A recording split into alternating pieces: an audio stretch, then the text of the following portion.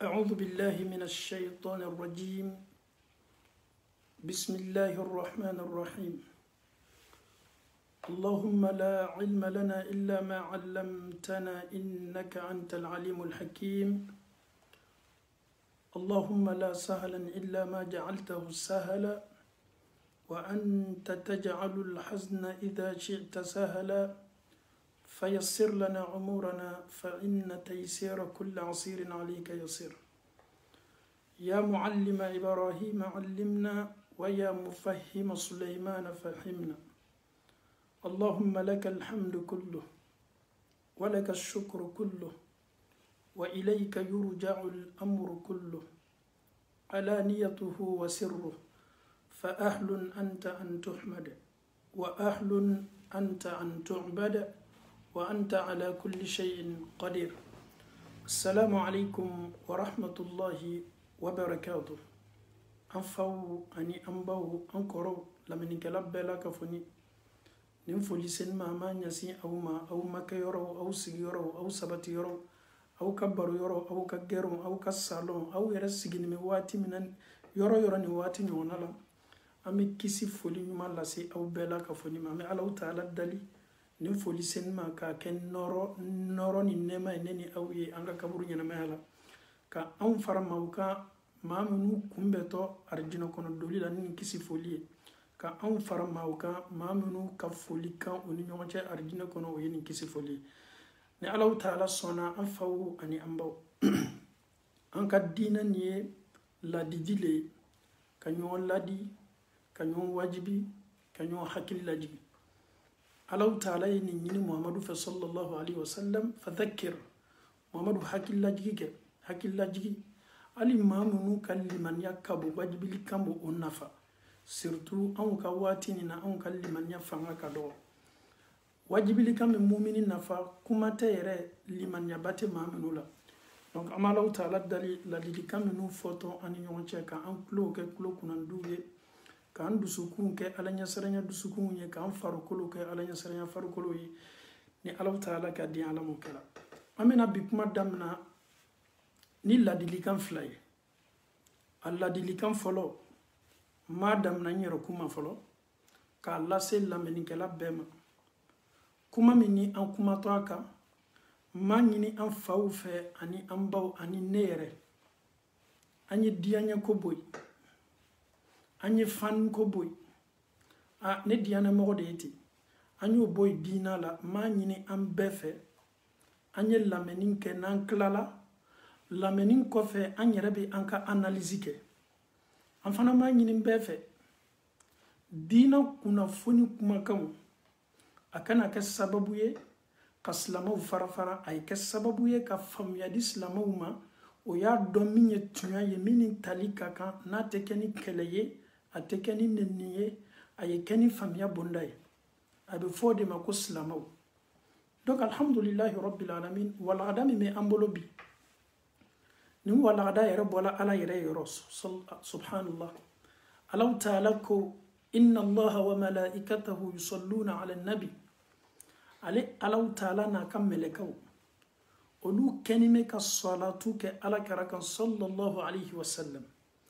Allah Ta'ala banani aya kelena ko aw munu liman nyala ko aw ye soli ke ala karaka ne mani kisibay don bi salatu kecho ala karaka sallallahu alayhi wa sallam ala yarebe kanga ke melekaw be kanga ke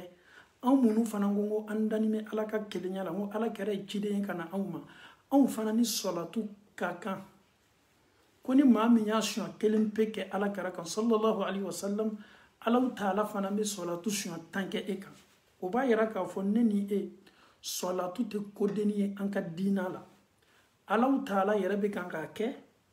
alni awni Allah Ta'ala ta ke jogo te kelenye mais ala kona kan lena kam meleka Allah Ta'ala ka salatu ye duwudi ka duwuke ka fisamante ada ka chidema ka here ka chidenyi ka chiden ke neme ambe Allah Ta'ala ye aka chiden swazi nini fisamante abai meleka ufana me salatu ke aka an fana ni salatu kali kaka sallu aw ye salatu kaka. Donc ni an beya don ka fo ko salatu ke kira kan nyamariya ni bola ala le yoro ko kaka. Donc anw ka kan ka an janto an balima tijaniyaw olu ko solatu ka fisamanteya solatu min ka fisa ni solatu bɛɛ ye olu y'o fɔ an balima minnu ko olu bɛ sunna kan olu fana ko solatu ibrahimiya le ye solatu bɛɛ ka sɔn hɛrɛma ye mun y'a to n ye an balima tijaniyaw tɔgɔ fɔ ka d'a kan laɲini tɛ kɛlɛkɛko ye laɲini ye faamuya de ye i kɛla sunna ye wa i kɛla tijaniya ye wa an mako bɛ tiɲɛ de la silamɛw ye lamɛnni kɛ a tɛ kɛ ni dɔgɔyama ye a tɛ kɛ ni nɛnni ye an bɛna daliluya yɛrɛ ta kitabu ni kelen kelenna bɛɛ kɔnɔ sunnamɔgɔw sindini bɛ kumakan minnu kan ani tijaniya fana sindini bɛ kumakan minnu kan an bɛna kumakan nin bɛɛ ta k'a la fɛrɛ kan an faw ni an baw aw de ka kan ka kuma ni juge o kosɔn n y'a ɲini bɛɛ fɛ diina ye nin de ye ko an ye weleli kɛ ni hikima ye ani mawizatu hasana sɔsɔli cayani mɛ anw ta le ka ɲi nin ne ka ɲi an y'o bɛɛ dabila sa bɛɛ kɛni bɛ k'i sindi min kan an bɛ an tuloma lɔ bɛɛ la n'an tilala an bɛna conclusion kɛ tiɲɛ ye min ye ka kuma tiɲɛ kan bɛɛ yɛrɛ b'a dɔn k'a fɔ ko anw ka dirɛti hali ni kun ye san sɔrɔ an bɛ malo an bɛ bonya kɛ mɛ ko ye diina walawalali ye anw tɛ maa foyi ɲɛfilɛ o la anw bɛ siran maa kelen pelen ye diina kuma laseli la o le ye kuranna kumakan ni ala kɛra kumakan o dɔrɔn de bɛ anw dan ni anw banna sela ye ka ban an bɛ bloqué ka d'a kan o de ye anw ka terminus ye donc an bɛ Alahu taala dali ka faamuyaliko nɔgɔya an bɛɛ la ka fɔ ni ala m'o kɛla alhamdulilahi rabbil alamin an bɛ se an balimaw fɛ yen an balima tijaniyaw tijaniya ye bolofara ye ka bɔ Sheikh Amadu Tijani yɔrɔ o ka sheikhu do o ka waliyu do o fana ka recommandation caman bɛ ta ka bɔ o de kumakan yɔrɔ o kɔrɔ ye di Sheikh Amadu Tijani ye min di o ma a kɛra wuridili ye wa a kɛra ala ko suma ye wa olu caman b'o ka diina baara ta ka bɔ o ka sheikhu de yɔrɔ n'olu yɛrɛ ko k'o ka waliyu lo o ka mawula do o ka ɲɛmɔgɔ do o ka ko bɛɛ la o b'a fɔ o t'a fɔ ni dogo ye o fana t'a fɔ ni kamajigi ye donc anw bɛna ka na Sheikh Ahmadu Tijani yɛrɛ ma ɲininka Sheikh Ahmadu Tijani maa minnu b'i nɔfɛ olu ko k'o ye nin sɔlatu ta ka bɔ e de yɔrɔ i ka kalanden min seginna ka bɔ hiji la n'a tun dumuni bɛ sɔlatul fatihi kan n'a y'i ɲininka sɔlatul fatihi kiti la Sheikh Ahmadu Tijani bɛna sɔlatul fatihi nafa kofɔ a ka kalanden ye nin ye jɔnw kumakan ye an balima tijaniyaw kumakan n bɛ kan k'a ta o yɛrɛ ka gafe de kɔnɔ n tɛ kan ka ko bɔ n kun na ɲɛfɛ le aw y'o ka raisonnement lamɛn n'an banna an bɛ segin ka na an balima sunnaw fana ka raisonnement lamɛn a bɛ fɔ nin de ma ko ka ko fila comparer nin tɛ dɔgɔyama tɛ ka d'a kan tu peux être tijani nous sommes des amis n'an ka faamuyaw ma kɛ kelen ye o kana kɛ sababu ye ka an fara fara ka bɔ ɲɔgɔn na diina la la tijaniyaw ye n teri ye sunnaw ye n teri ye donc alhamdulillah Sheikh Ahmadu Tijani ma ɲininka la sɔlatul fatihi yɛrɛ nafa la a ye mun fɔ ko sɔlatul fatihi ko ala kɛra de y'a di ale ma a ma kɛ sunɔgɔ la dɛ ala kɛra de y'a di ale ma face à face yaqoza kɛra de y'a d'a ma o ye jɔn kumakan ye tijaniyaw ka sheikhu ko kɛra de ye nin sɔlatu di ale ma ok yala nafa jumɛn b'a la a nafa a tilala ka nafa damina k'a lase a ka kalanden ma ko ni maa min y'a siɲɛ kelen kalan a y'a damina 6 ka taa se 6000 fo ka taa se kalanden y'a ma ɲininka ko ni maa min ye sɔlatul fati siɲɛ kelen kalan subhanallah an balima tijaniya yɛrɛ caman o yɛrɛ caman fɔni bɛ ɲɔgɔn kɔ nin yɔrɔnin na ta'dilu ko a bɛ kuranna bɔ baraji la kalan bonda kɔnɔ siɲɛ 6 ayi a ma ɲininka la tuguni kalanden bolo ko a bɛ kuranna a ka fisa ni kuranna ye kalan bonda kɔnɔ siɲɛ 6000 Cheikh Ahmadi le koko ala kera ya dalema. Donc kera ya dalema ka kala ka anafa foye. Donc à partir de là ambalema tijaniyaw olu koko salatul fatu kafsa kateme salatu beka ambalema tijaniya 90% be kuma kan eti ambalema tijaniya 90% be kuma kan eti ko salatul fatihi kwa kafsa kalam bunda kono baraji bunda kono shwa woro kateme alukurana kami Allah taala kuma kan. Donc olu lanimo ka sheikhu la min ye Cheikh Ahmadu Tijani alele y'a fɔ kwa ye kira ye yeli yɛrɛ la ko ala kɛra y'a dama. Alhamdulillah o ye aye amedo gafe kono o ye haketo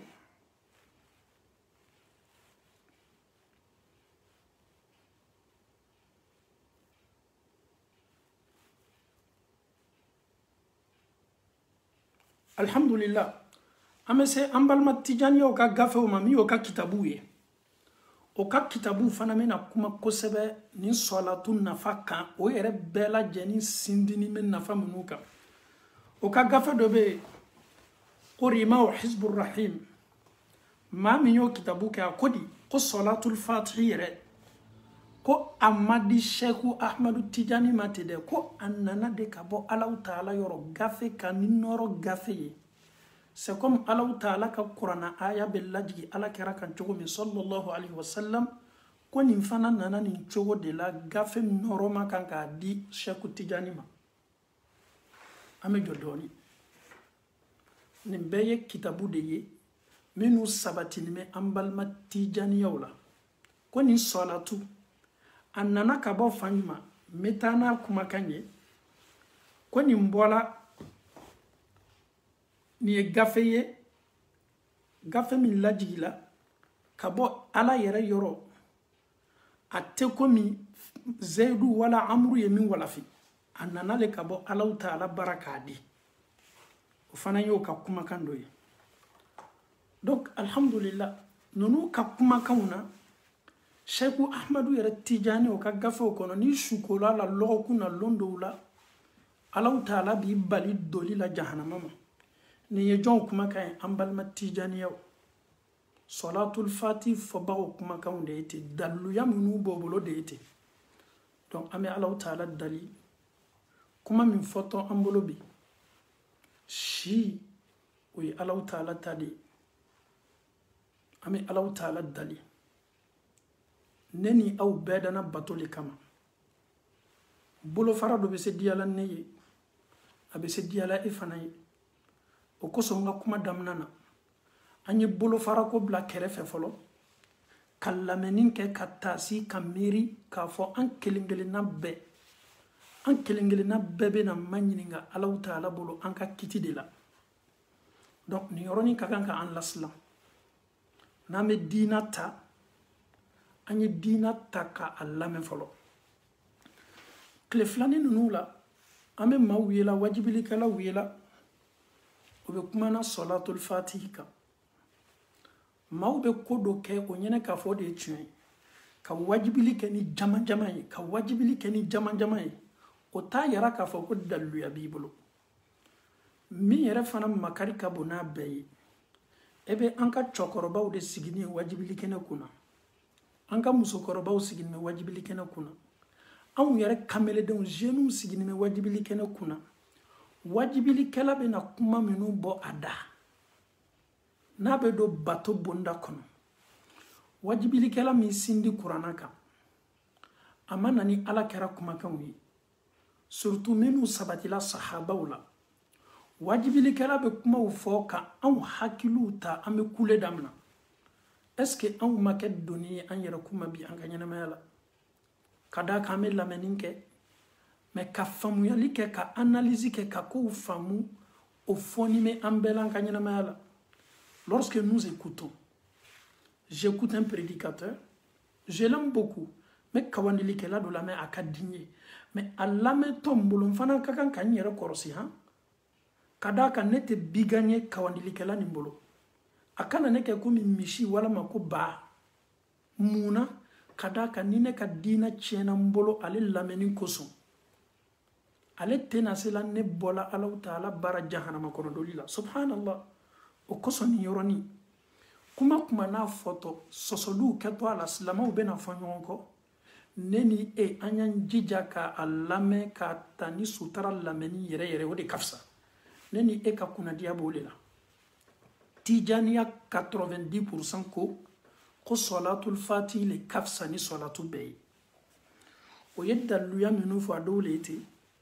o luya salatu ta sheikhu mina we sheikhu ahmadu tijani min nana ala kara kofe san wa keleni ko ala kara yenin dama donc alhamdulillah donc chama fana kenime ki boloko de la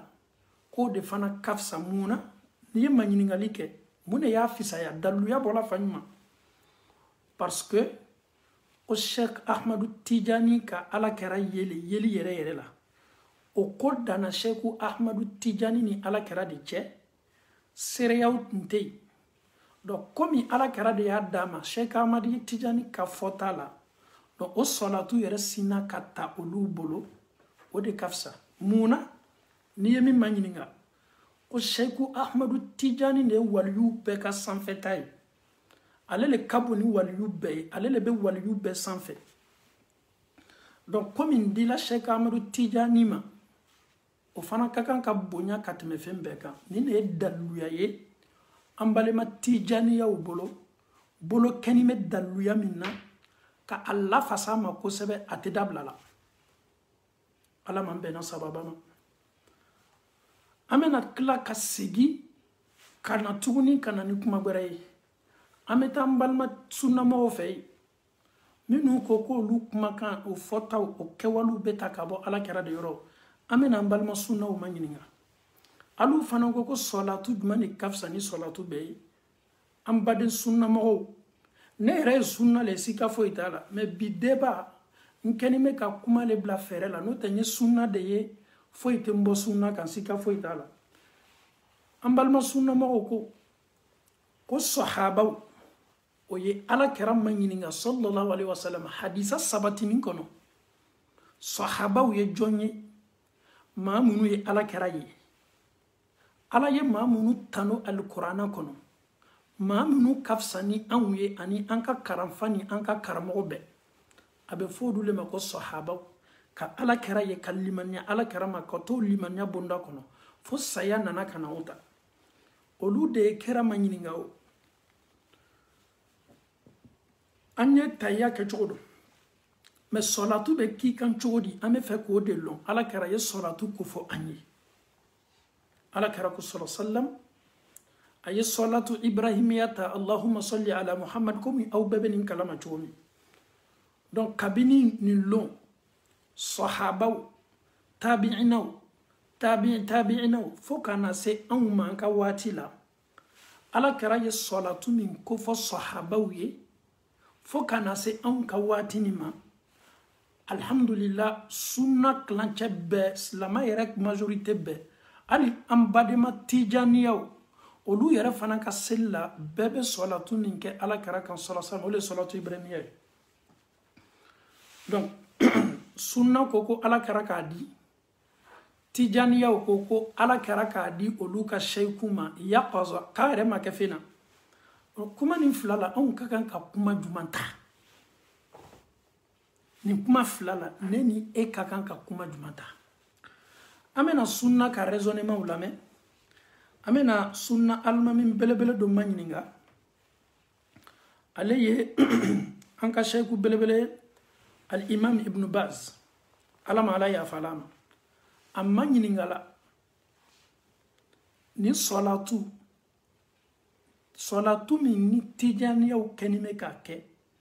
ale bena na kuma en tant que sunnite manya kuma kan lame ako at-tariqatu tijaniya ko tijaniya o ka bolo faramina be fama ko tijaniya ko la shakka annaha tariqatun mubtada ko sika foitala ko bida asladu bida ye munye ko mina créé la ka ladu islamaya dina la ko wala yajuzu li ahli alislam mo mi ma yere dambe kata islamaya ma an yattabi'u at-turuq al-mubtadi'a ko slasla na dayele la ka dalaka ka fo ko islamaya buru fala doleti ko an kana nyabo afe la tijaniya wala ghayriha akala tijaniya wa akala sla nyombere wa bal alwajib komi wajibi yani mislamaka الاتباع والتمسك بما جاء به الرسول ولا يكوكي بولوكي أنيكا تغو على كرنا نمني صلى الله عليه وسلم أيد دلويا بمانتانيا كدلويا لمده أكو أبينا دلويا تقرانا كنو مونا أدمادين كاكان كتغو على كراكو بولو فرا منو نابي فاما كو تيجانيا نا نيوناو أكو كابي بدعاولي ma kana tugu ako ikana nyabo afe kumate anyomberema akodi ko alaw taala ko qur'ana kono qul in kuntum tuhibbuna allah afoye muhammadu afo nuye nasoro o kenime ka foko ala kadoye fattabi'uni afoko yetu e muhammadu ko yuhibbukumullah ko alaw taala bena kana o kanu donc muhammadu ladegi afota na ketaw ode ba to adamade me alaw taala ka kanu soro ode ba to alaw taala be adamade kanu suivre le prophète sallallahu alayhi wa sallam wa yaghfiru lakum dhunubakum ala yarbe yafa awma donc imam ibn baz ako tijaniya slas la na keto bulu fara islam ya kono ka be bidali muna ayed daluya kenewle takabo alquran kono kodi ko qul in kuntum tuhibbuna allah fattabi'uni yuhibbukum allah wa yaghfir lakum dhunubakum amada huma abina daluya bereta akodi ittabi'u ma unzila ilaykum min rabbikum kum maw adamadon aw yetugu aw tigi alaw taala ye femin laji aw kan aw yetugu oko wala tattabi'u min dunihi awliya aw kanana tugu aw ka waliyu kode aw kanana tugu aw ka sheku kode aw kanana tugu aw diyana mako kode qalilan ma tazakkarun me ma chama me wotena hakili sorola nin konyala ma chama me wotena tasila nin konyala alaw taala koko aw yetugu fenko ala ka femi lajigi muhammadu kan مية قرآنية ولا تتبعوا من دونه أولياء أو كان ألو تعالى ينبرون ما كلمة كما منك وليوية كو كما باوية كو تقول ألو كده ما ألو تعالى كو كو ما جامع مي وتنا تاسلاني ما ده بن باز أبننا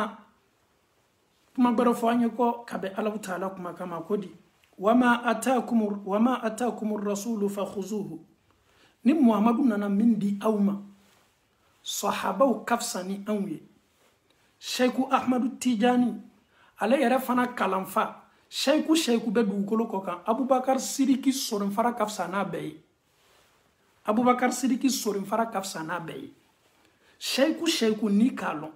فرافينا لوا عربولا لوا depuis dunia dana Sheikh be nabi maw ni cidon ko fe Abubakar Sidiki ashu kafsa katme Sheikh Ahmadu Tijani kan ani Sheikh be donc ala kara ko di sallallahu alaihi wasallam wama ataakumur rasul kuni ala kara nana femin di awma ala kara le allahumma salli ala muhammadu fo sahabawiye ala kara ko di fa khuzuhu aw yamnaka aw bulukala wama nahakum anhu ni ala kara ye aw benka bo mima fantahu aw yaw rabbali o kalima wati nina corona wati anya ye do bola réseaux sociaux ka ko kunzigi yela qur'ana kono munyato amaseka aunta parce que on l'anime ala kuma kana mi qur'ana munyato slama umase benajila ko kunzigi be qur'ana kono mo do bola yere ka fangadi ni kuma muna parce que dɔw ɲɛna k'a fɔ ko diina nin bɛ ta tolon de la. Donc kuranna aya ko Muhamadu ka min di aw ma, sahabaw ko ala kɛra de ye Allahumma salli fɔ an ye. Alaw taala ko fa khuzuhu k'aw y'i bolo kɛ o la. A banna a bɛ ma ɲininkali kɛ la ko ka tijaniya bɛɛ ɲininka dugukolo kɔ kan. Ko munna aw ko salatul fati le ka fisa, munna aw to kalan aw ka seli la tayya kɔfɛ. Ne tɛ s'a fɔ la n ko fɛn dɔ ka fisa. Seli min ka di ala ye ni bato baara caman ye, ni adamadenw bɛna kɔntɛ bɔ sini kiyama baara fɔlɔ min filɛtɔ o le ye seli ye. Salatu min bɛ kɛ anw ka seli kɔnɔ min ye salatul ibrahimiya ye, ko munna tijaniyaw tɛ salatul fati ta la k'a fɔ seli kɔnɔ n'olu ɲɛna k'a fɔ k'o le ka fisa? Question i b'a bɛɛ ma ɲininka,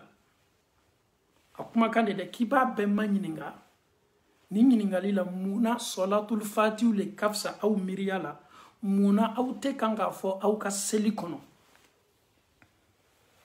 Parce que fɛn fɛn bɛ fɔ seli kɔnɔ, fɛn fɛn bɛ fɔ silamɛ bolo seli kɔnɔ, sika t'a la, a bɛ fɔ olu le ma ko fɛnw ka sɔn hɛrɛ ma. An bɛ taa n'a kumakan ye toujours. A ko wa anna haza sirati, nin ye kuranna aya wɛrɛ ye, Alaw taala kumakan de ye ten. Wa anna haza sirati mustaqima fattabi'uhu wa la tattabi'u subula fatafarraqa bikum an sabil. Ala ye taasila yira ka anna a ye min di a ka ciden ma, nin ne ala ka voie ye. Fattabi'uhu, aw ye tugu ni sila kɔ. Kuranna aya de ye ten, aw ye tugu a ka ciden kɔ, aw ye to a ka ciden ka sila kan. Wala tattabi'u, aw kana sɔn ɲasi ma ka tugu a subula tagasilaw kɔ. Fatafarraqa bikum an sabili, sila minnu bɛ kɛ sababu ye ka aw ma janya Alaw taala ka sila kilenni na min ye a ye min di a ka ciden ma. A bɛna kuranna aya gbɛlɛ karan kɔ. Alaw taala ko a'udhu billahi minash shaitanir rajim laqad kana lakum fi rasulillah uswatun hasana. Ko tunya na ko Alaw taala ye Muhamadu kɛ aw ye kɛwale bonda kɔnɔ, tunya na a kɛla Muhamadu ye ladirili ɲuman kɛla Muhamadu ye. Le prophète vous suffit comme exemple. Liman kana yarjullah wal yawm al akhir, mɔgɔ min natanimɛ kiyama don kɔ ko kiyama lo ye diya la, a natanimɛ Alaw taala bɛɲɔgɔnya la, ko wallahi ni maa min bɛ fɛ ka arijinɛ sɔrɔ kiyama ye diya i la, ye Muhamadu lajɛ o ye k'i ma misaliya i ka ɲɛnamaya la. Subhanallah. Regarde le prophète, il te suffit comme exemple. Souvent, quand on nous met à l'école, que ça soit une école française, japonaise, chinoise, arabe, discernation, adamaden ka kan ka faamuyali le kɛ. N bilala kalan na, n bilala école la, mais ne bɛ taa n sigi école ni kalan na le ten dɔrɔn ka n ka kalanfa lamɛn ka tila ka segin la, n ye kow fana lajɛ min ye sababa ye min tɛ sababa ye. Donc Alaw taala ko o laqad kana lakum fi rasulillah, ko tunya na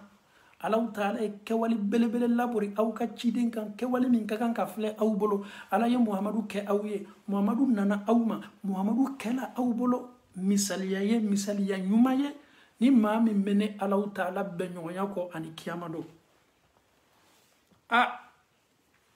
Alaw taala bɛna kuma ni an ye fana kuranna aya wɛrɛ kɔnɔ. O ye jɔnw ye? Mɔgɔ minnu ye ala kɛra kumakan ta k'a lase anw ma, minnu y'a ye baara la, a kɛwale n'a fɔtaw min ye sahabaw ye. Alaw taala ko wasabiquna al-awwalun min al-muhajirin wal ansar والذين اتبعوهم بإحسان. سبحان الله. أكو والسابقون الأولون من المهاجرين، ما فلو مهاجرين مكاكاو منو فرلا على كراكان كابو مكا كان مدينة ولو فانا تشيما غروب فلو دوبي منو كنا كادو سلاميالا. Alaw taala ko ani madina kaw abe fo minu mako al ansar walladhina ani ma minu tabauhum ma minu tugunto oluko ala yere ba nyini anfe kwanye abubakar laje ka umaru laje ka ali laje ka usman laje ka talha laje ka zubairu laje ka sa'd bin abi waqas laje ko ma minu kona ka do islamaya la mi muhajiruna folo folo wi ani madina kaw ani sa'id bin muazil ko laje ani madina kaw ko lu fana laje jongli minu tun keni me ka ala kera entouré ala bana ko di ani mamunu tugunto olu ka tasla ko subhanallah jongli tugunto olu ka tasla ko ele ni nemi me lamenina bikuma la ni me fere kani force te qu'elle était explication do ka kunya langrama ya an fawni an bawye o ya don ka fo minye tuyayi ni ya lame minye tuyayi bota ni fana ma son fana alhamdulillah mo ka kan ka tugu jonko Allah taala yo fana fo anye ko wasabiquna alawwaluna min almuhajirin wal ansar walladhina tabauhum bi ihsan ani mamunu tuguna olu ko ni baranyuma keliye radiyallahu anhum ala ko adiyana numa o kabara di ala alay ala il a déjà signé subhanallah Allah il est en train de qualifier al-muhajiroun. Quand on parle de muhajiroun, le chef c'est Abu Bakr Siddiq. Il ne faut pas aller loin. Quand on parle de al-muhajiroun, le chef, le patron des patrons c'est Abu Bakr Siddiq. Quand on parle d'al-muhajiroun, Omar fait partie, Osman fait partie, Ali fait partie, Sa'd bin Abi. Donc, quand nous, on a balma nous sur Madina, nous farlanyo kan al-Aws wal Khazraj, na folo mako al-Ansar, ko olu ala yo lu ko fo ani mamunu keto nyabola olu katas la fait. Subhanallah. Eh Dieu. Donc Allah même il est en train de t'inviter de suivre le prophète ainsi que ses disciples. Allah Ta'ala ko di radiyallahu anhum ala ko ka diana oluma aya fala oluma oluka baraw nyana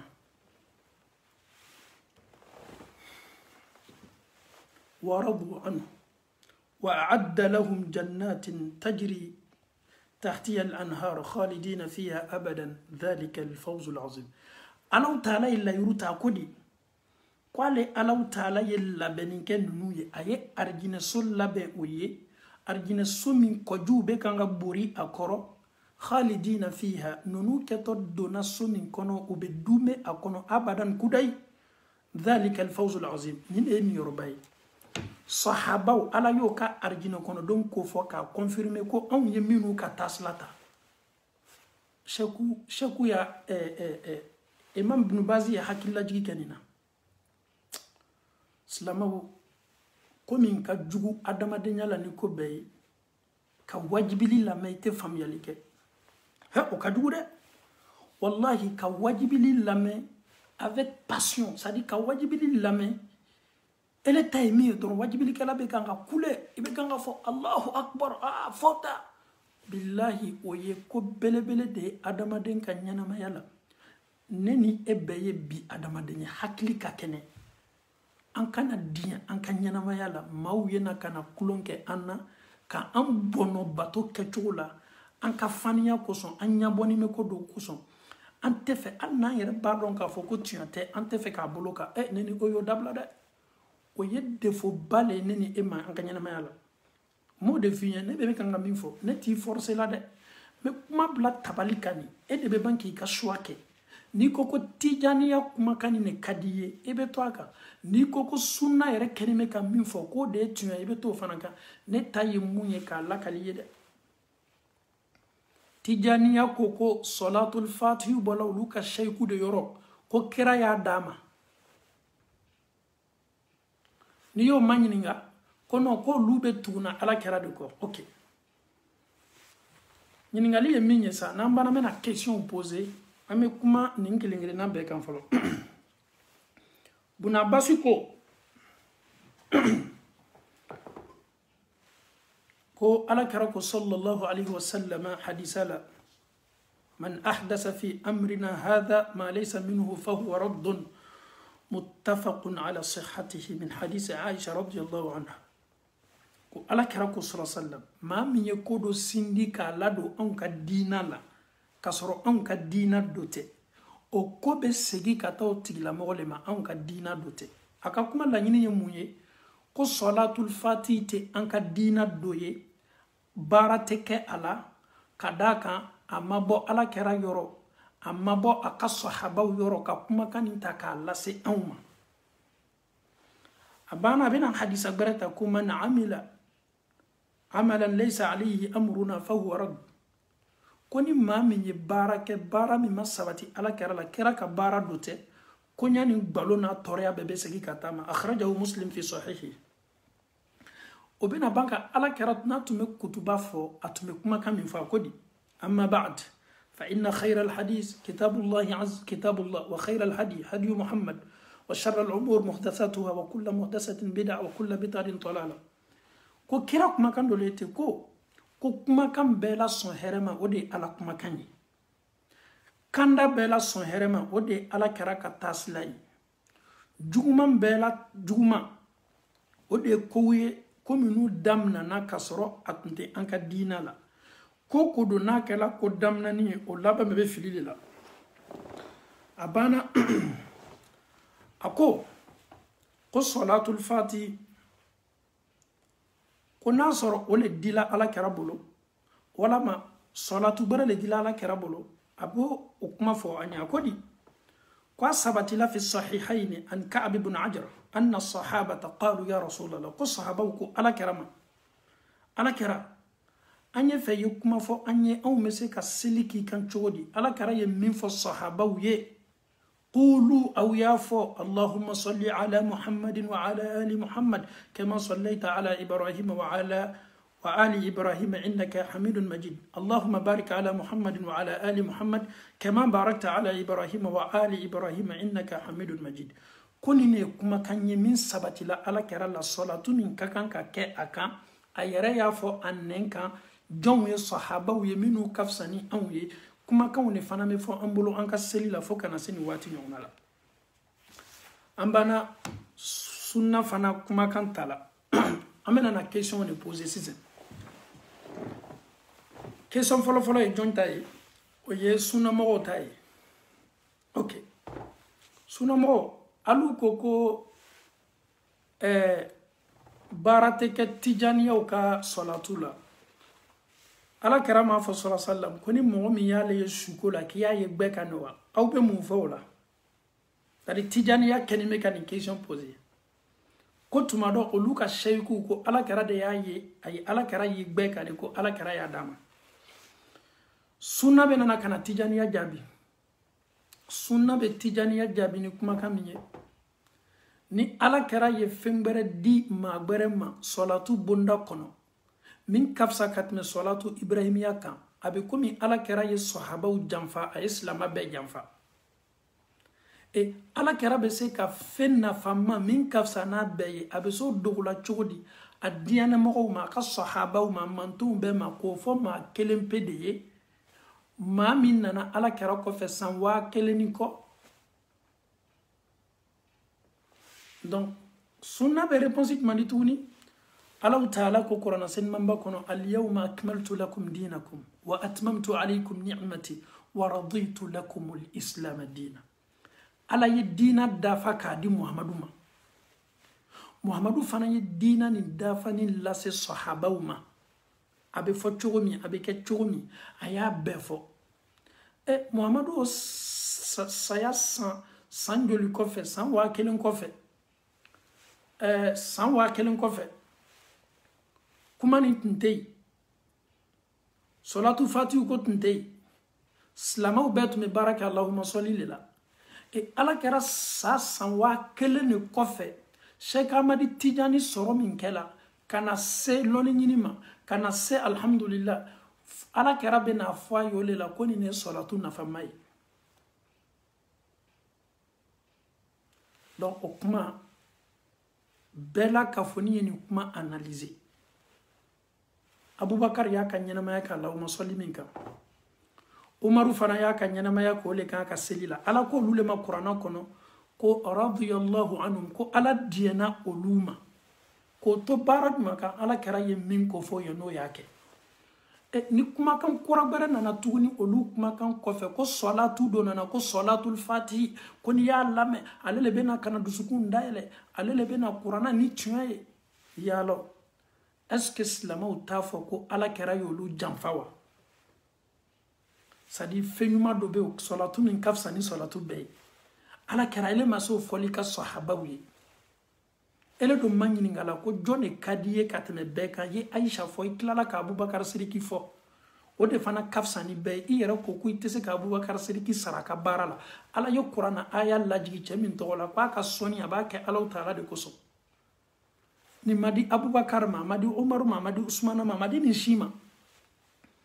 Donc o b'a yira k'a fɔ ko kumakanw tɛ tiɲɛ ye fanga tɛ kumakanw la. Mais question posée ka ban ka question jaabi. Ni an balimaw ko solatul fati ko non ko mɔgɔw ma faamuya de ko n'a fɔla k'a ka fisa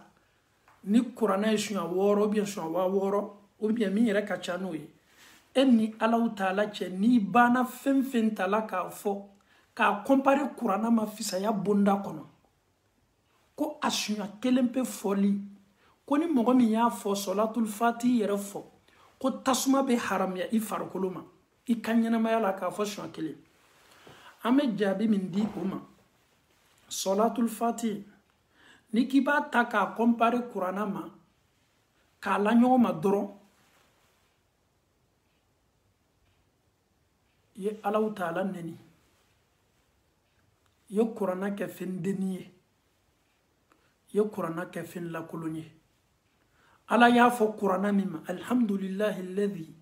anzala ala abdihi alkitaba walam yaj'al lahu iwaja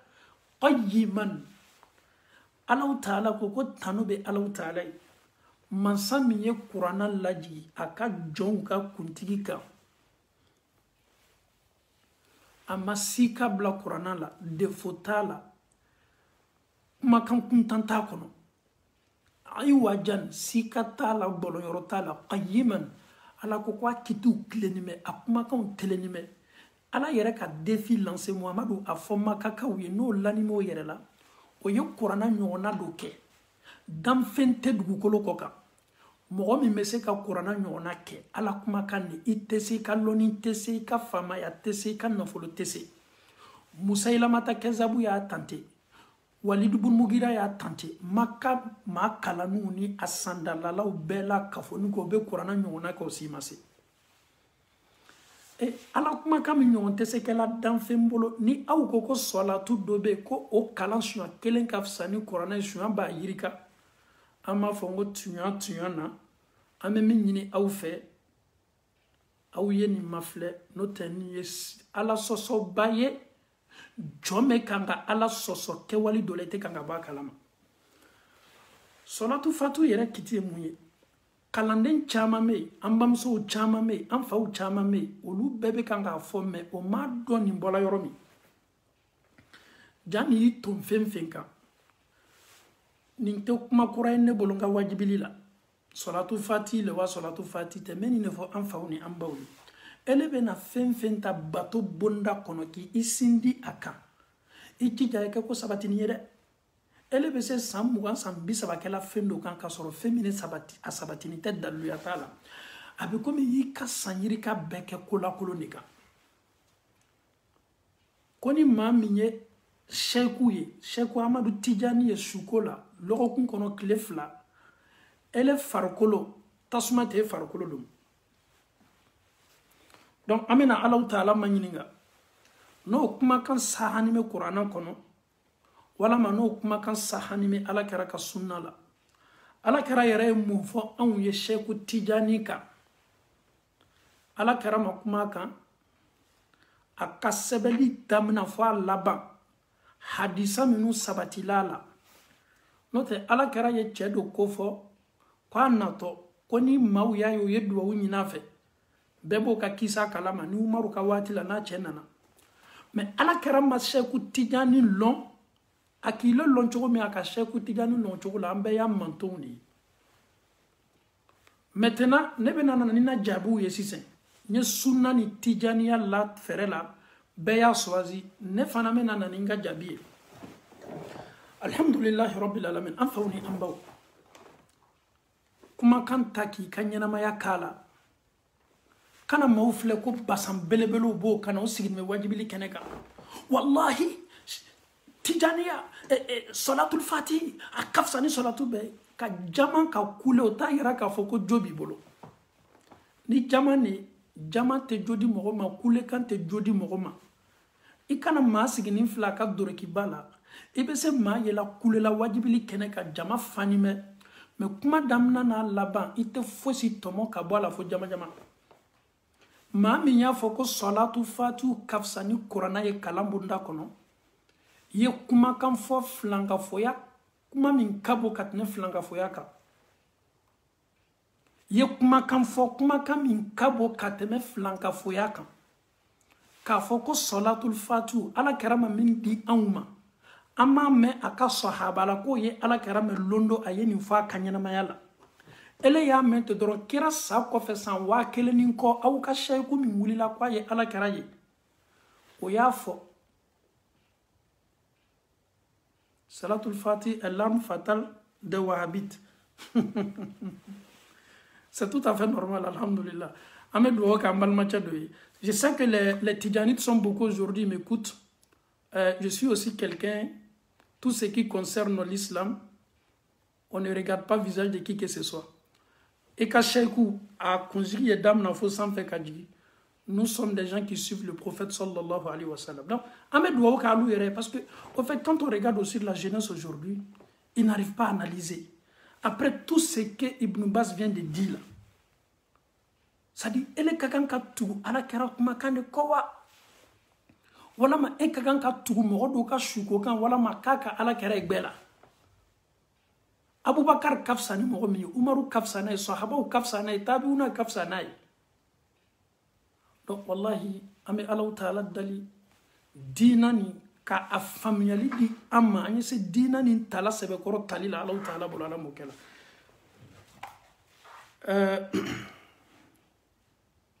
Aouye haketo.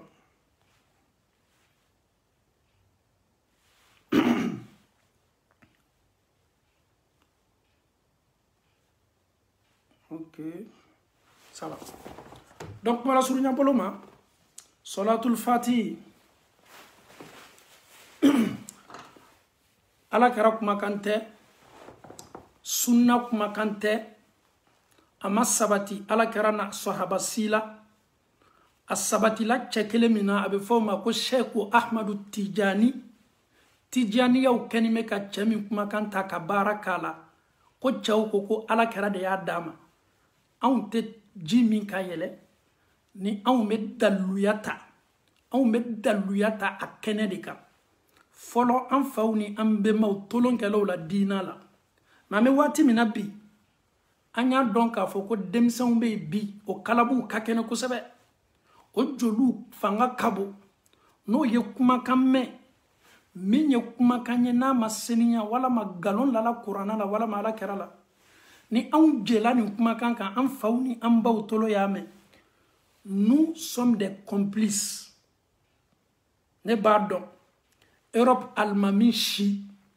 t'i dabila nin kuma sugu la a dɔw b'a fɔ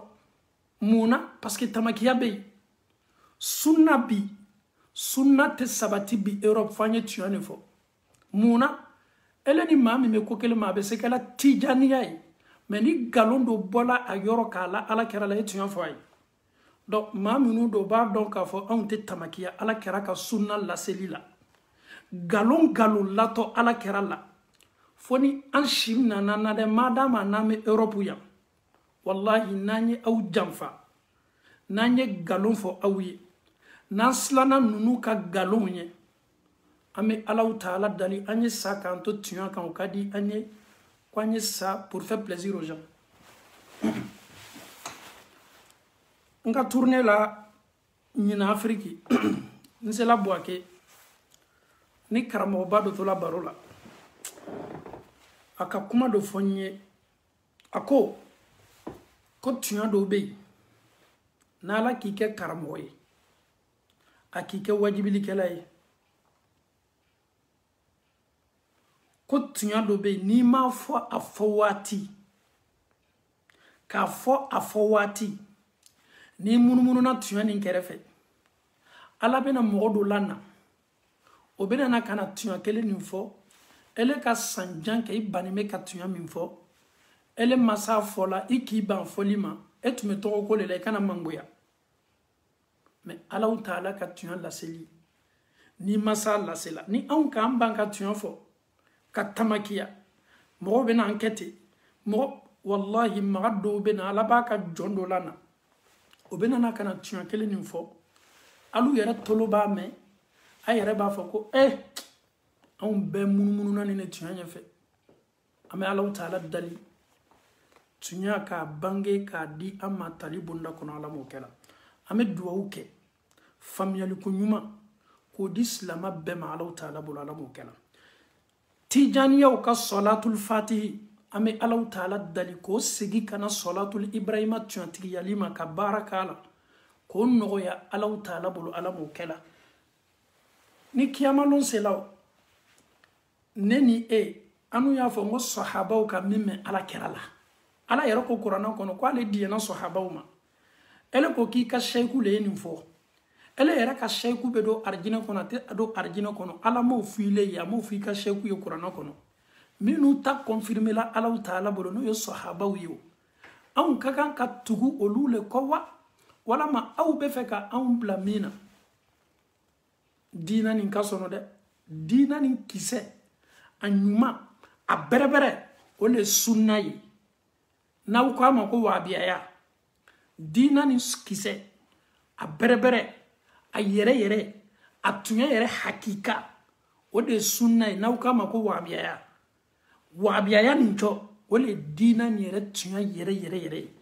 ale te ta fala ateta kabila la mfatu meseli tane mbema tu meseli tane ay an ka so village almami tu meseli tane sunna to shile ala karatu ma ka chugo mini sahaba ya la deri sunna ba tale sans fait direct ki bo sikala ki bo kono na filila ki bo nyini ngali bala ki ka dina seniya ka dima komi ni diamant kola ka bo bo nola donc amala taala dali ala kana to saya yese amma kasoro an ma ke sunna dafanu e sunna kadide abi deme eti ka waru di moru mako sunna kadide abi deme ite ta kolonfili no fe ko tuni sunna kadide abi deme elete wuluma ka do basam belebele do law ka minu daji te se duma sunna kadide abi deme ni kuma fola doron a wuyani a galo ile be sinka ye doron miye tuye sunna kadide ale le bi deme ka barake ala taala kuma kana ani ala kera ka kewali sunna kadide ale le ko ka ala kera laje ka mafle a fota na keto ko ki ka barake ka doma sunna kadide ale le bina adamadin ka nyenama ya yere kechugo yera ka ila sunna kadide ale le bina atena ni galonye dinka ninke niye ninke dibina nimbola niye soma nimbola niye nimbola dukukoro nimbola sanfe nindola fenetiri la sunna be na kuye nimbetoyi nimbe kono suta kanfo sunna de be na ka fiye alhamdulillah ko ala kara ya di imanyami ko ni ka tate ko mi qur'ana ya fo jogo mi ko sikati la subhanallah kira ko sallallahu alaihi wasallam ko wati do na ta mantuma niko ko ka sunnata ne yɛrɛ b'a dɔn nin kuma n'a bɛ fɔ waati ni ɲɔgɔn na m'a dɔn dɔw bɛ yen o b'a dɔn k'a fɔ min bɛ kan ka fɔ tunya yɛrɛ il sait qu'ils vont analyser après mais dɔw bɛ yen hali ni tunya bɛ kan ka bɔ i da olu ka seyiku n'olu faw mɔna sila min kan foyi t'olu bɔ o kan an bɛ dugawu k'olu ye hali m'u balo o kan kira ko sɔlɔ sallam ko duniya bɛ na se waati dɔ la waati dɔ natɔ ko maa min kɛtɔ sabatila ka diina kan ale ala kɛra ye min fɔ ko k'o k'a kɛcogo la o bɛna gbɛlɛya adamadenw ma komi n'i ko maa ye tasuma ta k'a bolo lakuru tasuma ma wallahi silamɛya baaraw gbɛlɛya mɛ bi an ma dɛ n'i bɛ kuma dɔɔni Ache wabia nunu ka damna ko. Ache wabia nunu ka damna. Ni yere ki kuna boyoro dola ni bomoshi fitin do bila doro ni minu ki yedro ko aba. Au fait al no ki ye bomoshi fitin ye ki la doro. O be sin ki classé muna ache ko ni ye ko nunu e wabia ole. O bi o yi doro ya kurusi tige ni medro. O be sin ki classé. Alu kenime ka mamunu classé. Bomoshi ala kera ya fa wala mama fo. Ni koko ala kera makuma bomoshi ka ye wuya lala. A koko ka ya fa bomoshi ko. C'est le propos du prophète. Elle sina ka bomoshi a tigi la sina ka tigi classé. Est-ce que tu es en train de classer le prophète ou bien tu es en train de classer la personne? Ama boire la ka bomoshi toy. A ko le ko ala kera koko ka bomoshi toy. Elle yo yena bomoshi yo dorobe sin ka classé. Ou bien ni ka natoy. Ala kursi sauté ni me. Hey! Non, non ere bano yela parce que no ka bomoshi atigila. Wala maka atigi ya kursi sauté ni non. Oba fo ko ni fana ya wano na pirpirle. Obesin ko tigila mo fana classé. Subhanallah. Ala kera koko ka minke ni mo kenime ko ke. Muna au be ma kele ko o kenime ka sunata. Non, ni ndo kuma bayde. Wallahi dunya c'est la wati de la bi. Karamo munu no be saramaya kola na be mandiya kola ye sunna la se dabla yi sigi fo ite meshila muso ye uruzale bla o dawla ki sigi ka o disu bla kenema ko boloka o bla kenema karamo ni ka wajibi loke telekelen telefla e ka page be fa parce que ni kuma su le kadi mawi me kiyama ma kono de kiyama lo ni Allah taala kimna ni ala kimna ka alaw taala kuma kan fere maw koso adamado mesi kala munye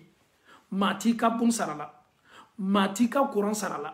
mati ka ji sarala e ka momli sensi mata kala kono e ka donfani mata dilima e ka chapeau mata dilima e be tamakiya jonna